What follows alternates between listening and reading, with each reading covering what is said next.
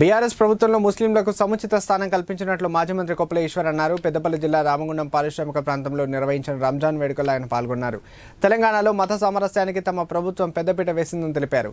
ఈ సందర్భంగా ముస్లింలకు ఆయన శుభాకాంక్షలు తెలిపారు. కొప్పుల ఈశ్వర్తో పాటు మాజీ ఎమ్మెల్యే కోరుగంటి చందర్, ముస్లిం మత పెద్దలు పాల్గొన్నారు.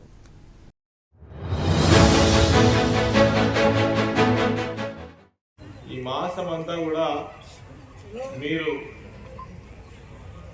ప్రార్థనలో ఉన్నప్పుడు కోరుకునేలా ఒకటే, ఈ సమాజం బాగుండాలి, అందరూ బాగుండాలి, ఎక్కడ కూడా ఎవరికి అన్యాయం జరగవద్దు, అందరూ అందరితో కలిసి ఉండాలి, ప్రజలందరూ సుఖ సంతోషాలతో ఉండాలనేటువంటి భావంతో ఈ యొక్క మాసం అంతా కూడా మీ ప్రార్థనలో ఉంటారు.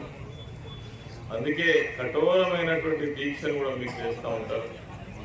మరి ఈ సందర్భంలో రంజాన్ దినమైనటువంటి పవిత్ర దినం సందర్భంగా మీ అందరికీ శుభాకాంక్షలు చెప్పడం అనేటువంటిది సమాజంలో ఒక గుర్తింపు ఉన్నటువంటి వారిగా మా అందరి యొక్క బాధ్యత. ముస్లిం సోదరులు హిందూ సోదరులకు శుభాకాంక్షలు చెప్పడం వారి పండుగల సందర్భంలో ఇది ఒక ఆనవాయితీ